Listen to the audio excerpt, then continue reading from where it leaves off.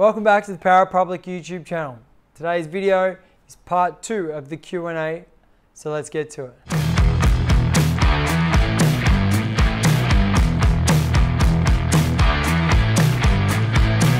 Welcome back to the Power Public YouTube channel. Thanks to everybody out there that's been asking questions over the last few weeks. Let's get straight into the next question. The next question is from Mania, and he's asking on how do you choose a frame and engine for your driving style. In his case, he's an amateur and he's going to get a Rotax Max, but he's interested in different options. And what I'll say to that is always get a Tony kart. They are just the best in the world. Just joking. But obviously size has something to do with your style. If you're tall and you've got big shoulders, we generally recommend a bigger go-kart like a 32mm Tony Kart Krypton, or maybe the CRG 32mm equivalent. I'm not sure what that is. But that's what I recommend for the big guys and the heavy guys. And now someone my size or smaller, we're going to get into the Tony Kart Racer, which is a 30mm frame. They're excellent all-rounders. If you don't know what to get, just get one of those and it's going to suit 90% or higher of most drivers, big, small or otherwise. And then if you've got a unique style, like you are a smooth driver and a late throttle pickup, you can go with a Rotax Max. That definitely suits the smoother drivers. If you're like a really all-out sort of driver and you're right up on the throttle and the brakes and stuff like this, then you're going to go with maybe an X30 because you can get on the throttle a little bit early with the smaller carburetor. Other than that, you've got the KA 100 engine here in Australia and in other places. That's an excellent engine.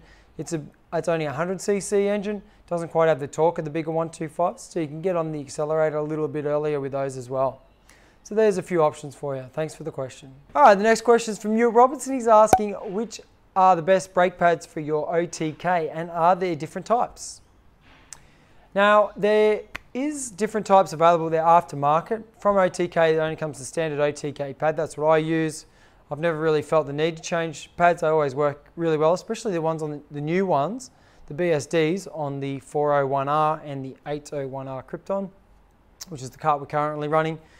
The brake pads work really well. The whole brake system doesn't fade or anything, so I'm happy there.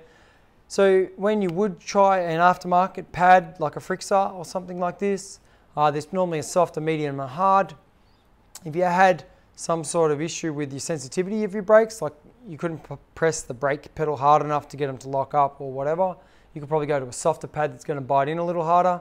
Then if you're wearing out of pads before the end of the event, so the pads might have been too soft, then you could go up to a medium or a harder compound pad that's going to last a little bit longer, but it's not going to give you the same amount of friction. So it's a bit of a juggling act there. The next question's from William Dixon Racing, and he's asking what's a good MG red tyre PSI, tyre pressure. And William, what I'd say there, the MG Reds, we run around the 10 to 11 PSI, staggered front to rear, normally 11 in the front, say 10 to 10.5 in the rear. When we do see the PSI go over about 14.5, closer to the 15 PSI, we notice the karts get a little bit squirmy in the rear, on those rear tyres. So if you do find that happening, especially on the outside rear working tyre, so at our local track, predominantly right-handers, the outside left rear tyre gets a lot of work, so you might run half to 1 pound less in that, so down to 9.5 to 10 pounds. So that's what I'd say for the MG red tyres. Okay, so the next question is from Jay Gillian 35, and he's asking, will we do a video on all our drivers here in Australia and see how they're doing? And the answer to that is yeah, I think we will do a little bit of a video about our drivers. So thanks for the suggestion. The next question is from Ivan Skillian, and he's asking, should I start in X30 or Rotax? And I'm 16. What I say is go to your local circuit and see what predominantly is being used there in your local club. Because if everyone's got an X30 and you're the only guy with a Rotax, probably not going to be able to help you that much. You will have the upper hand as if the Rotax is the engine for the circuit, you'll just start smoking everybody, but that's very seldom the case. If everyone else has got an X30 and you don't know any better, I would start there. If everyone else has got a Rotax, start there. They're both great engines. The Rotax has the best sort of longevity in the go-kart world, in my opinion. It's a great product. The X30 is user-friendly. I really like the way the carburetor works. They're great power, great fun. Both engines are excellent. just pick which one you're going to be able to learn the most about from the guys in your local area if you're brand new. Next question's from Alex Miller, and he's asking about what parts should be replaced on the bottom end rebuild of a shifter engine. So with your shifter engines, obviously your crank main bearings can be replaced. Also to the big end and the thrust washers, big end cage, the big end pin. Do them regularly. They do fly apart, they're under incredible loads. Also too, you can check your clutch shoes are not wearing out, the friction material anyway. Also too, in the gearbox, you can just make sure your gears aren't wearing. I mean, they're pretty hardy, but like you saw in our KZ video engine build-up project, the lay shaft snapped. I don't think you'd be able to see that on a rebuild, but if it does break, you're gonna have to change it. If you could see a crack, you could get it crack tested, stuff like that. It depends how crazy you want to go and what sort of racing you're doing.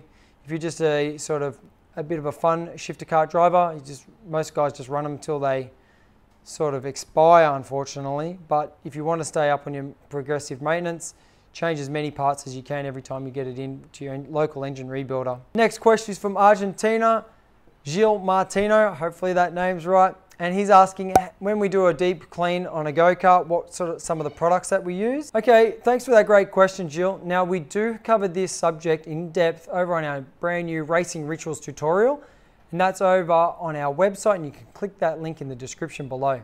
If you wanted to clean the kart, the best way is with a little bit of soap and water for the most part, and a degreaser in the chain and sprocket area. Next question is from Light1468, and he's asking about a Galaxy engine and how much it costs to rebuild. Now, this subject is often asked about, and it really varies on how much work you want done. Obviously, the more in depth the rebuild, the more it costs.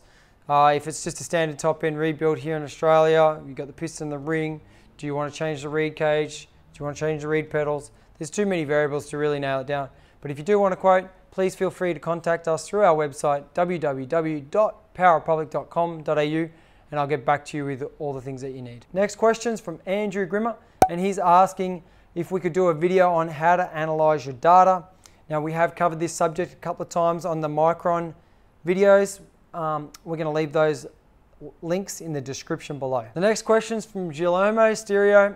Sorry about the pronunciation there, my friend, if it's wrong. And he's asking about the engine hours on his Alfano Pro. Now, I haven't used Alfano here for a few years, pretty much since the Micron 5 has been out. It's a much easier interface for me. So maybe someone out there in the community could answer his question in regards to how to check the engine hours on his Alfano Pro. The next question comes from Tyler Smith, and he's asking which tyre works better, the Dunlop DFM or the DFH on his Tony Kart chassis. Here in Australia, under racing conditions, we use a control tyre, and it's the DFM. Now, if you weren't racing your go-kart here or elsewhere, and you didn't have a control tyre and you could choose between the two, the DFM is a softer compound tyre, and it's going to have more grip, but it's going to wear out quicker, whereas the DFH is a slightly harder compound tyre, so you're going to get slightly less grip, but slightly more longevity. So that's your two options. Okay, the next question is from OMC Lansbury, and he's asking about a 1060mm axle and why it works the best for him. Now, I have never used a 1060 axle in my kart other than in the DD2. On the 401 RS and the 801R, we're using 1030s or meters. Why it works the best for you, I'm not too sure, because I don't know your tyres, your situation, your climate, sun angle, ambient conditions, wet, dry, dusty, windy, all those sorts of things. So the 1060 might work best for you in your tyre combination, or if it's a 40mm axle, but in the 50mm, I'm mostly using 1030 or a meter. Okay, so the next question is from Jay Pebbles Official, and he's asking what is the best way to clean your kart. Now, we have covered this question already in the Q&A, but you can also click the link in the description below. We cover this in depth on our Racing Rituals tutorial, so go check it out. The next question is from Aka Addy, and he's asking, he's welded his kart frame and it's up on the right side, and does it affect it? If so, how do you fix it? Yes, if your front geometry is not even, it's going to be hard to steer left or right depending on which side's bent. It's going to steer one way really good and one way terribly.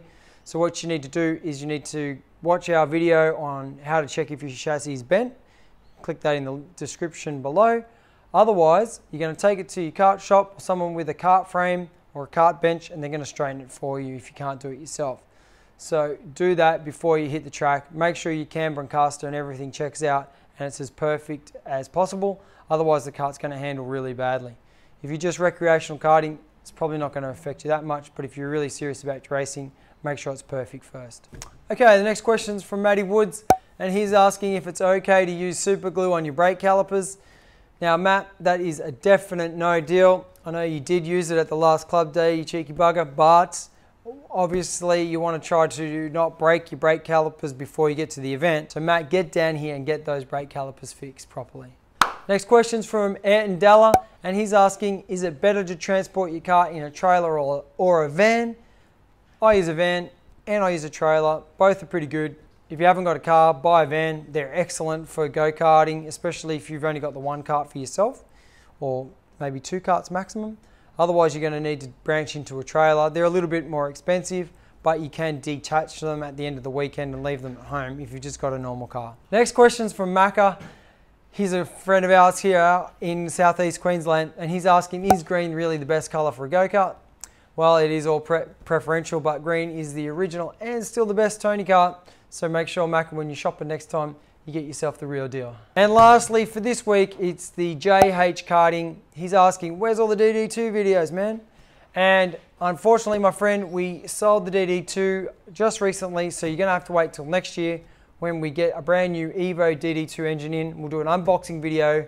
We might even try to assemble it and put it on the engine dyno and crank that one up as well. So stay tuned till next year. We're going to be bringing you some more DD2 videos. Thanks to everyone that has asked a question this month, plus everybody that always comments on our videos. The guys over on Patreon that have subscribed already, we really appreciate it. If you're new to karting and you want to learn extra things, go to our website and check out our Racing Rituals tutorial series. It's the in-depth how-to become awesome at go-karting. So go over there and check that out. Get onto Facebook and Instagram at Power Republic.